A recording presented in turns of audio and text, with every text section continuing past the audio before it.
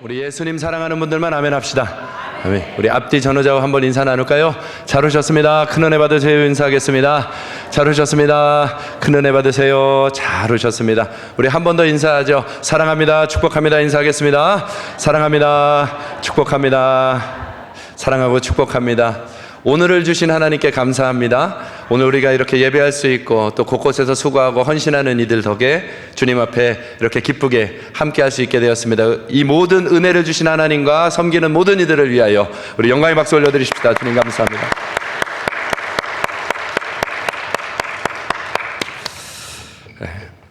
주님의 큰 은혜가 오늘도 함께 하기를 바랍니다. 요즘 사람들에게 유행이 있어요. 여행 다니는 것입니다. 얼마나 많은 사람들이 여행을 다니는지 주말에 친구들한테 전화를 하면 집에 있는 이들이 없는 것 같아요. 제 친구가 다 목사만 있는 건 아니거든요. 이 여행을 한번 가는 것이 참 좋기는 해요. 일상의 피곤함을 빠져나와서 활력을 얻기도 하고 여유를 생기기도 합니다. 그래서 그 여행을 한번 가려고 3개월 전, 5개월 전부터 조금씩 돈을 모으는 통장을 가지고 있는 사람들도 있고 그것이 쌓여가는 걸 보면서 즐거워합니다. 준비하는 행복이 그런 것이죠.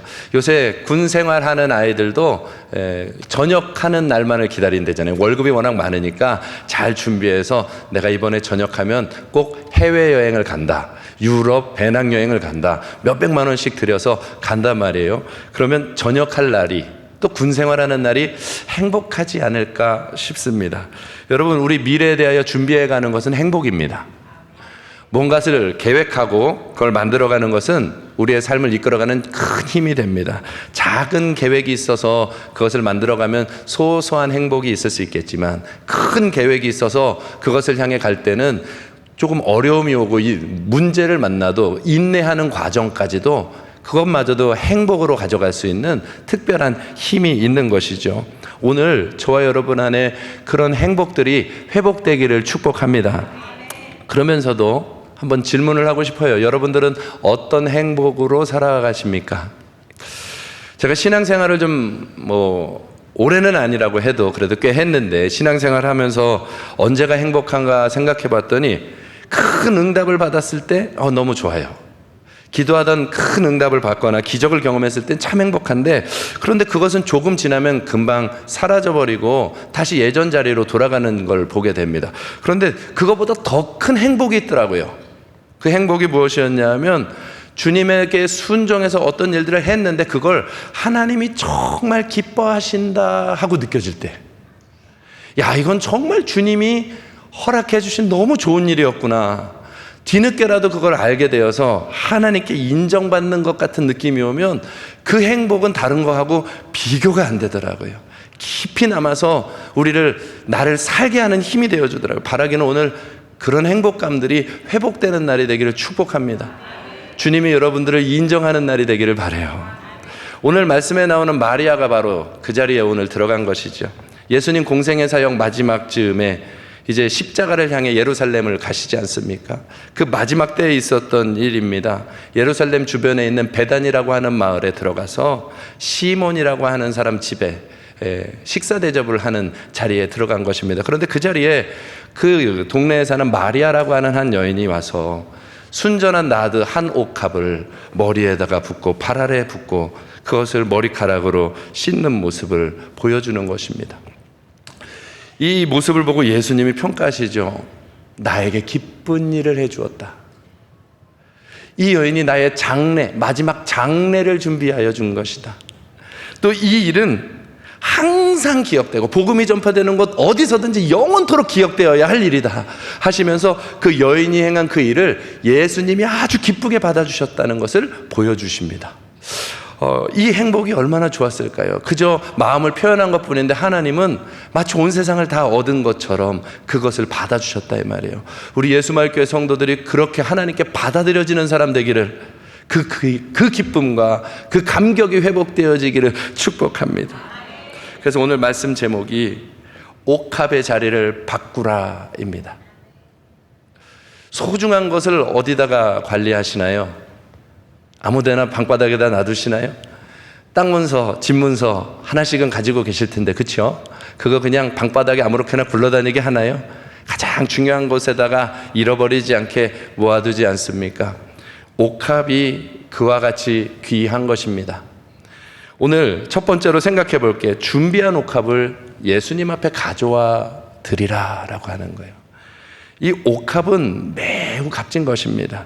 이 여인이 드렸던 순전한 나드 한 옥합이라고 했는데, 이 순전한 나드 향은 이 유대 땅에 있는 것이 아니에요. 인도나 히말라야 산간 지역에서 나오는 고급스러운 기름 물품입니다. 수입 제품이에요. 값비싼 것입니다. 이것을 잘 준비해서 모아왔던 것이죠. 집안 한 켠에 깊이 모아두었던 것, 이 예물을 주님께 드린 것입니다. 오늘 말씀에는 값어치가 300데나리온이나 된대요. 얼마나 비싼지. 한 데나리온이 노동자 하루치 품삯이거든요. 요즘이면 하루 품삯이 얼마나 되나요? 한 15만 원 될까요? 20만 원 되기도 하고, 전문직에 종사하는 사람들 30, 40만 원씩 답니다. 그냥 일용직 15만 원이라고 하면 300데나리온이면 4,500만 원입니다.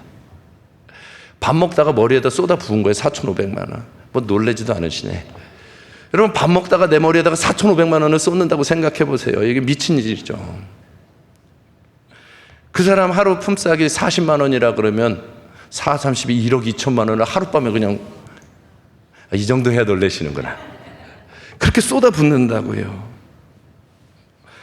돈의 값어치만 해도 그렇게 귀한 것입니다. 그러니 그 향유 옥합을 집에 아무데나 두었겠어요? 가장 깊은 곳, 아무도 모를 만한 곳, 나만 알 수 있는 그곳에다가 고이 모셔두었던 그 향유 옥합을 꺼내다가 지금 예수님께 드리는 거예요. 값비싼 걸 옮겨다가 예수님 앞에 드린 것이죠. 그런데 돈만이 아닙니다. 이 향유 옥합은 돈이 다가 아니에요. 이 향유 옥합은 이 여인의 미래를 담은 거예요. 일반적으로 유대인들은 여자아이가 태어나면 그때부터 조금씩 작은 병에 이 나드 향유를 모으는 것입니다. 아이가 시집 갈 때까지 모아서 그 향유를 팔아서 결혼식에 사용하고 그 혼수처럼 쓰는 것이죠. 지금은 우리 젊은 청년들의 결혼의 의미가 다소 작아졌지만, 고대 사회로 갈수록 여인의 결혼은 미래의 운명을 책임지는 것과 마찬가지 아닙니까? 그렇게 자기 인생의 미래를 준비하려고 어려서부터 모아왔던 것이 향유 옥합인 거예요. 그러니 그 향유를 깨트렸다는 건 마리아가 자기의 인생의 미래를 주님 앞에 깨트렸다는 거예요. 그냥 돈이 아니다 이 말이죠. 그뿐이 아닙니다. 이 마리아가 깨트린 이 향유는요, 마가복음 14장 3절에 보면 베다니 나병 환자, 베다니 마을에 사는 마리아다 이 말이에요. 베단이라고 하는 마을은 예루살렘에서 약 5리쯤 떨어진, 3km 떨어진 가난한 동네입니다. 예루살렘은 종교적으로나 정치적으로나 경제적으로나 중심지죠. 유력한 자들이 다 모여 살고, 떵떵거리는 권세자들이 다 모여 살고, 성공을 위하여 달려간다면 그리로 들어가야죠. 그런데 거기에 입성할 수 없는 사람들, 오늘날로 말하면 서울 주변의 위성도시라고 해야 될까요? 그런데 그런 위성도시 수준이 아니에요. 이 베단이라고 하는 데는 이름 뜻이 고통의 집이라는 뜻이에요. 가난한 자들의 집이라는 뜻을 가지고 있어요. 그러니까 예루살렘에 들어가고 싶어도 들어갈 수 없는 자들이 모여 사는 곳이 베단이에요. 서울의 달동네도 아니에요. 달동네도 가난하다 그러잖아요. 쪽방촌도 가난하다 그러잖아요. 그런데 오늘 말씀을 보십시오. 베단이 나병 환자 시몬의 집. 나병 환자들이 모여 사는 집성촌과 같은 곳입니다. 사회로부터 격리되고, 그러니 그곳에 살아가는 사람들은 정말로 나병 환자가 아닐지라도 극도로 가난하거나 어려운 사람들만 그 지역에 모여 사는 것이죠. 고통과 아픔과 죽음이 꽉 차 있는 그 동네에 살아가는 마리아가 한 방울 한 방울 모은 향유가 300데나리온이 된 거예요. 그러니 이 향유 옥합은 마리아의 인생의 수고 전부인 것입니다. 인생의 수고 전부. 그냥 향기로운 향수 한 병이 아니라 마리아의 인생 전부가 들어있는 그런 것이라는 거죠. 근데 거기서 더 나갑니다. 이 향유 옥합은 마리아의 수고 정도가 아니라 더 큰 의미를 가지고 있어요. 마태복음, 마가복음, 누가복음, 요한복음에 이 향유 부은 여인에 대한 성경 기사들이 나오는데, 마태복음 26장과 마가복음 14장에는 베다니 나병 환자 시몬이라고 명확하게 이름을 이야기합니다. 오늘 장치가 벌어지는 자리가. 요한복음에서는 이렇게 나옵니다. 요한복음 12장에는 베다니라고 하는 지역하고 마리아라고 하는 여인의 이름이 나옵니다. 그러니까 그 여인은 마리아고 그 지역은 베다니 똑같잖아요. 그런데 누가복음 7장에 나올 때는 바리새인 시몬이라고 나옵니다. 마태복음, 마가복음에서는 베다니 나병 환자 시몬이라고 그러고요. 누가복음에서는 바리새인인데 시몬이라고 나와요. 그러니까 이것을 다 조합해 보면 뭐냐 하면, 유력한 바리새인이지만 나병으로 인하여서 예루살렘이나 이와 같은 곳에 살지 못하고 베다니 마을에 격리되어 지내는 바리새인 시몬의 집에서 열린 식사 자리다 이 말이에요. 제가 너무 기가 막힌 추론을 했나요? 유력한 바리새인이지만 나병에 걸려서 자기의 삶의 터전을 잃어버리고 베다니 마을에 들어와서 그나마 바리새인의 권세를 누렸으니 부유함은 좀 있어서 그 자리에서 누군가를 대접할 만한 실력은 되고 있지만 여전히 격리된 나병 환자촌에 살아가는 그 연약한 사람들, 그곳에 와서 잔치가 벌어지는데 예수님을 초대한 것이죠. 바리새인의 경험으로 선지자를 접대하면서 나는 저 선지자가 병을 고쳐주셨으면 좋겠다 하는 의지를 가지고 있었겠죠. 그리고 식사 자리를 연 것입니다. 그런데 그곳에 예수님이 왔을 때 한 여인이 들어와서 향유를 쏟아붓기 시작하는데 이 시몬 마음에 불쾌한 마음이 일어납니다. 누가복음 7장 37절입니다. 그 동네에 죄를 지은 한 여자가 있어. 향유를 쏟아붓는 여인을 보니까 죄인이에요. 한 번에 알아보는 거예요. 저 여인은 죄인인데. 여러분, 베다니 나병 환자촌, 가장 가난한 사람들이 모여 사는 곳에서 여인이 범죄하고 살아갈 죄가 뭐가 있을까요? 고대 유대 사회에서 과부된 여인, 가난한 여인이 할 수 있는 일은 종이 되거나 몸을 파는 것이거든요. 그래서 성경학자들은 마리아의 직업이 몸을 파는 창기였을 것이다 라고 이야기를 합니다. 근데 그 여인이 향유를 쏟아부을 때 이 바리새인 시몬이 얘기하는 것이, 자기를 만지는 여자가 어떤 여인인 줄 알았다면 선지자가 저렇게 만지게 못하지. 여러분, 그 생각을 해보세요. 그러면 그 향유 옥합은 마리아가 몸을 팔아가면서 자기의 마지막 신락 같은 희망 하나 붙잡고 한 방울 한 방울 모아온 향유입니다. 가장 깊은 곳에서 모두에게 손가락질을 받으면서 차가운 시선과 아픈 말들과 영혼의 육체의 상처를 받으면서 한 방울씩 모아왔던 그 한 방울이 모여서 오늘 300데나리온 되는 향유가 된 것입니다. 그러니 그것은 마리아의 눈물이요, 마리아의 아픔이요, 인생 전체의 모든 것입니다. 사랑하는 성도 여러분들, 하나님은요, 저와 여러분이 드리는 그 고통 중에, 어려움 중에 주님 앞에 진행을 짜듯 나를 드리는 그 예물들을 이렇게 받아주십니다. 눈물처럼, 수고처럼, 아픔처럼, 인생 전체인 것처럼 받아주십니다. 그 주님에게 반응하며 살아갈 수 있기를 축복합니다. 주님은 여러분의 이 예물들을, 여러분의 헌신들을 가벼이 여기지 않습니다. 전부로 보십니다. 여러분들의 신앙의 고백으로 받아주십니다. 아픔으로 보십니다. 우리 예수마을교회 성도들의 모든 헌신들이 하나님 앞에 아름답게 인정되어지기를 축복합니다. 주님은 그것을 잊어버리지 아니하십니다. 사람들은 얘기하죠. 야, 그 많은 것을 저렇게 낭비를 하냐? 주님이 얘기하십니다. 마가복음 14장 6절에 괴롭게 하지 마. 저 여인이 드리는 저것을 함부로 평가하지 마. 저것은 나에게 가장 좋은 일이야. 나의 기쁨이야. 나는 우리 성도들이 주님 앞에 이런 평가 듣기를 바라요. 하나님 앞에 최고의 헌신, 내 마음과 중심이 다 드려지는 온전한 헌신, 그래서 주님이 내게 가장 기뻐하는 것이야 라고 평가를 듣는 것. 예수님이 어느 정도까지 평가하느냐? 가난한 사람들은 니들 곁에 늘 있잖아.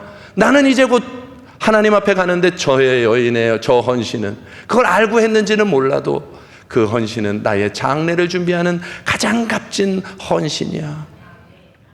그리고 이 복음이 전파되는 곳 어디에서든지 자랑되어질 헌신이다. 이제까지 내가 받아본 것 중에 가장 아름다운 헌신이야. 여러분, 만냐 정냐 이것 때문에 근심하고 염려하지 마시고 주님을 향해 온 마음과 정성을 다해 헌신하며 나아갈 수 있는 사람들 되기를 축복합니다. 주님은 그것을 그렇게 인정해 주십니다. 주님이 받아주시는 거예요.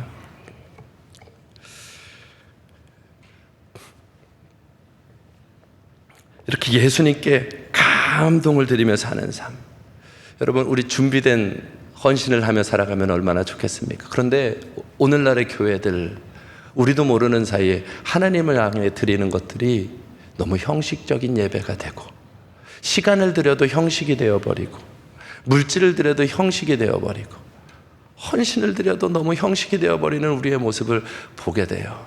우리 교회는 다 아는 노래가 있습니다. 내게 있는 모든 것을, 왜 5만원짜리가 나고 지랄이냐. 하나님 앞에 준비되지 않은 마음으로 예물을 드리려니 여기서 평가가 되죠. 사랑하는 성도 여러분들, 가장 소중한 곳에 고이 모아두었던 그것을 꺼내서 예수님 앞에 옥합의 자리를 옮겨놓는 것이 필요해요. 우리 마음 깊은 곳에서부터 주님 앞에 나올 때, 주일을 맞이하거나 절기를 맞이하거나 어떤 상황들을 맞이할 때나 하나님 앞에 기도 먼저 하면서 하나님의 은혜를 생각하면서 마음이 담긴 그 모습으로 나오기 시작하면 주님은 그걸 눈물로 받아주시고 인생으로 받아주시고 아픔으로 받아주시면서 주님이 채워가시는 은혜를 경험하는 거예요. 제발 형식적인 예배가 되지 않기를 축복합니다. 옥합, 이 도대체 마리아가 어떻게 이런 옥합을 깨트릴 수 있을까요? 다른 거 없습니다. 뭘 바랬나요? 마리아는 바란 게 없어요. 우리는 하나님께 나올 때 뭘 드리면 이거 주시겠지? 여러분, 그건 흔히 세상에서는 이렇게 말합니다. 거래. 하나님께 이렇게 드리면 이런 복을 주시겠지? 그걸 거래라고 합니다. 오늘 마리아가 뭘 요청하는 게 있나요? 바라는 게 있나요? 구하는 게 있나요? 아니에요. 그냥 자기 집안에 있던 가장 소중한 것을 가져다가 예수님께 드리는데 거기에는 이유가 있는 거예요. 주님께 먼저 받은 사랑이 더 큰 거예요. 아무리 생각해봐도, 아무리 비교해봐도 먼저 받은 사랑이 더 큰 겁니다. 오늘 마가복음 14장 3절 앞부분에 보면 이렇게 나오죠. 예수께서 베다니 나병 환자 시몬의 집에서 식사했다 그렇습니다. 지금 이 발걸음이 얼마나 중요한 시점이냐면, 이제 조금만 지나면 예수님은 예루살렘에 들어가서 십자가 지셔야 되는 것입니다. 마지막 발걸음이에요. 마지막 발걸음이면 제일 중요한 사람들을 만나고 제일 존귀한 이들과 이야기를 나눠야 될 거 아니겠어요? 그런데 그 마지막 순간에 나병 환자촌, 가장 가난한 사람들, 병든 사람들, 아무도 거들떠보지 않는 그 동네로 들어가서 병든 자들의 친구가 되어주고 장기의 친구가 되어주는 것입니다. 그 가난한 그 동네에서 몸 팔며 살아가던 이 여인에게 예수님이 어느 날 찾아와서 그 집에 머물러 주시고 함께 식사하시고 친구가 되어주고 하나님 나라 말씀을 전해주었을 때, 마리아가 은혜를 받고 회개하여 장기의 일을 버리고 거룩한 사람으로, 구원받은 사람으로 바뀌어지는 은혜를 경험했던 거예요.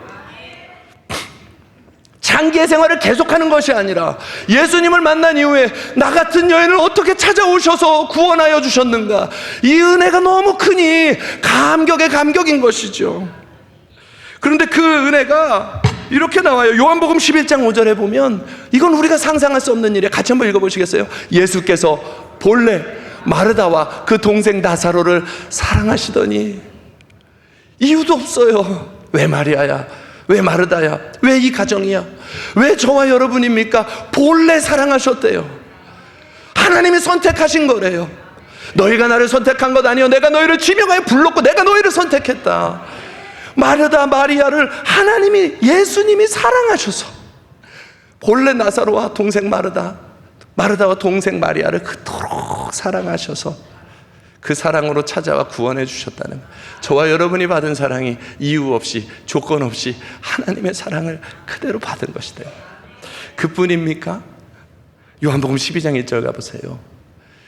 이곳은 예수께서 죽은 자 가운데서 살리신 나사로가 있는 곳이라.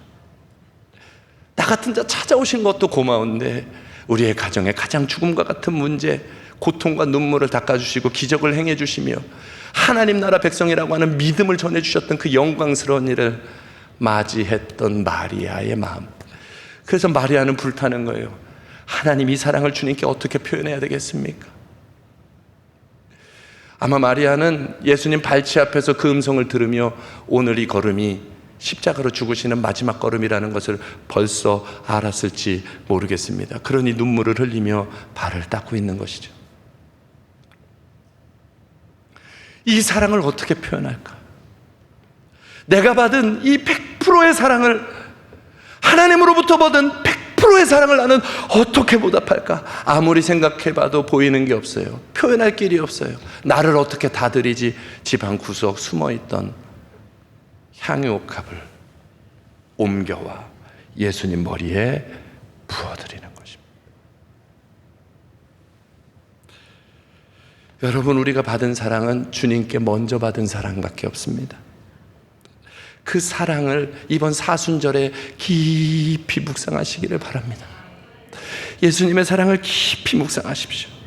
여러분, 이 말씀이 어떻게 다가오나요? 하나님이 세상을 이처럼 사랑하사 독생자를 주셨으니 이는 그를 믿는 자마다 멸망하지 않고 영생을 얻게 하려 하십니다. 여러분, 이 사랑 때문에 움직여 본 적이 언제입니까? 하나님이 세상을 이처럼 사랑하사 독생자를 주셨으니 이는 저를 믿는 자마다 멸망하지 않고 영생을 얻게 하려 하십니다.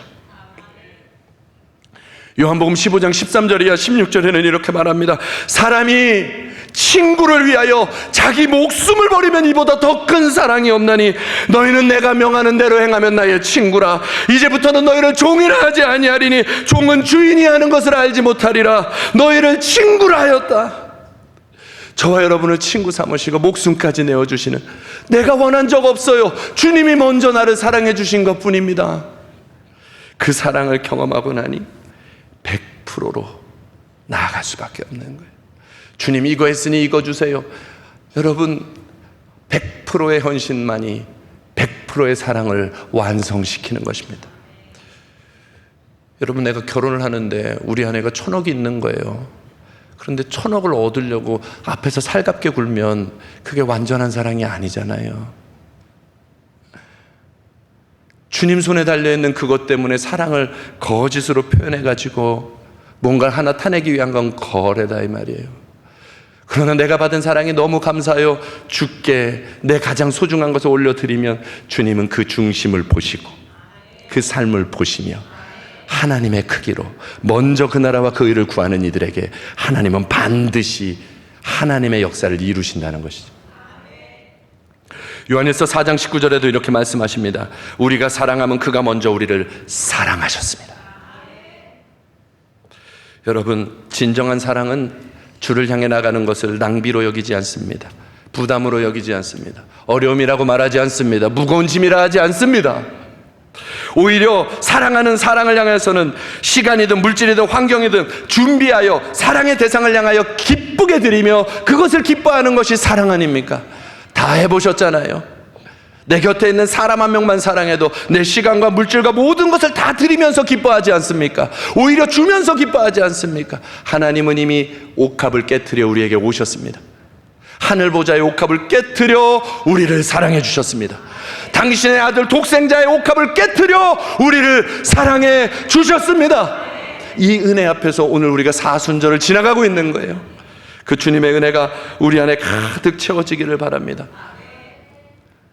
이제 우리 속에서 효율성이나 어떠한 개념은 다 빼버리자고요. 신명기 6장 4절 5절 말씀처럼 이스라엘아 들으라. 우리 하나님 여호와는 오직 유일한 하나시니, 바꿔드릴게요.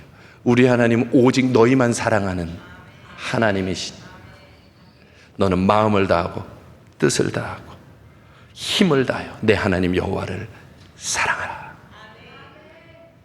이건 주님의 강력한 사랑의 의지요. 그 사랑을 완성시키기를 우리에게 원하고 계시는 것입니다. 우리 가장 소중한 것들을 주 앞으로 가져와 드리십시다. 최고의 표현으로 우리의 시간을, 우리의 물질을, 우리의 건강을, 우리의 재능을 주님 앞에 올려드릴 수 있기를 축복합니다. 또 하나, 오늘 마리아가 올려드리는 이 옥합은 예수님의 발 아래로 가장 소중한 것들을 옮겨왔다는 것입니다. 예수님의 발 아래. 향유 옥합을 머리에 붓고 발에 부으며 긴 머리로 발을 씻습니다. 여인의 머리는 여인의 영예요, 존귀함이요, 그 여인의 자랑할 만한 모든 것을 담는 것이 여인의 머리입니다. 고대 사회에서. 근데 그 머리로 천한 종들이나 하는 발을, 그 예수님의 발, 가장 지저분하고 더럽고 그 세상에 더러운 것을 밟고 다닐 그 발에다가 가장 존귀한 향유를 쏟고 여인의 가장 존귀한 머리털로 그 다리를 닦는다는 것은 마리아가 예수님을 향하여 가장 큰 겸손과 헌신과 섬김을 약속해 드리는 것이요, 더 나아가서는 나는 당신의 발을 내 모든 영광으로 닦아드려도 좋은 당신의 종이 되기를 원합니다. 종이 되기를 원하는 고백이 발을 닦아드리는 고백인 것입니다. 벌써부터 숨이 턱턱 막히는 거죠. 주님 앞에 어떻게 종이 되라고. 여러분, 의미를 바꾸셔야 돼요. 종이 된다는 게 뭐예요? 주인의 소유물이 된다는 거거든요. 바꿔서 얘기하면 저는 예수님의 소유가 되기를 원합니다.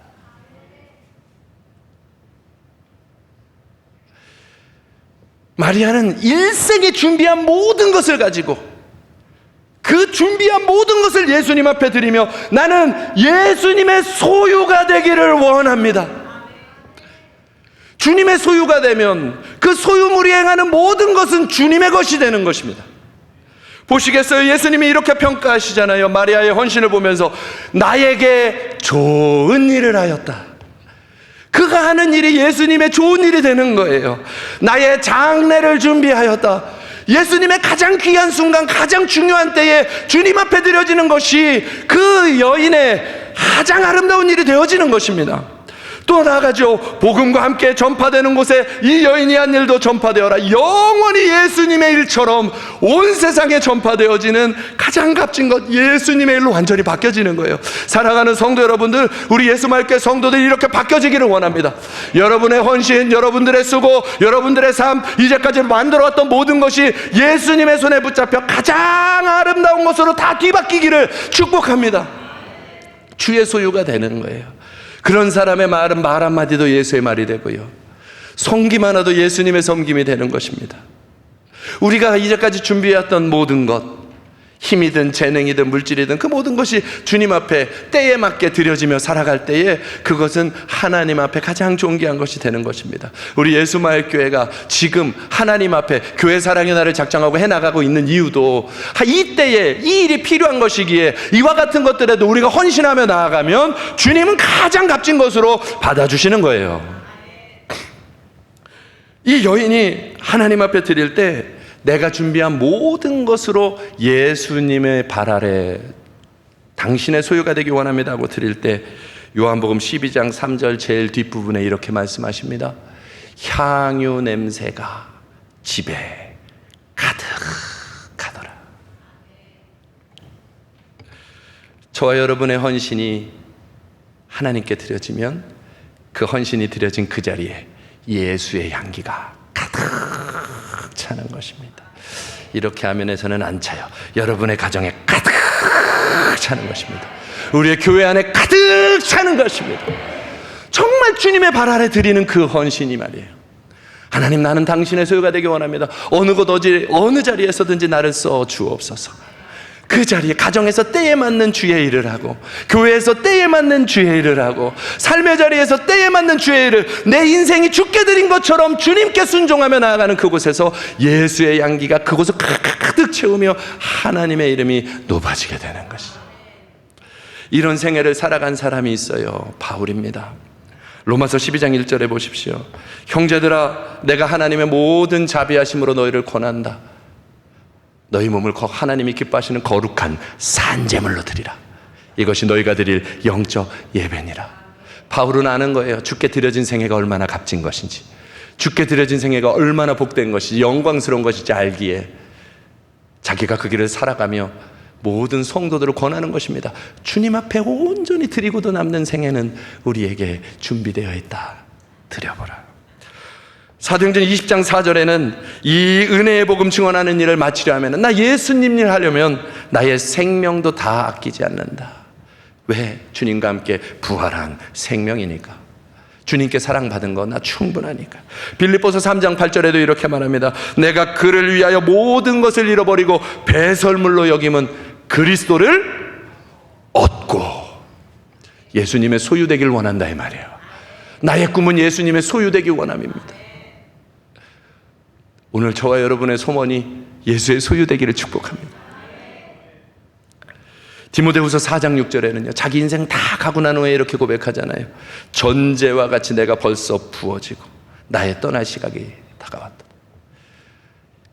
예수님하고 얼마나 사랑의 인생을 살아왔는지 예수님께 자기가 다 쏟아 부어진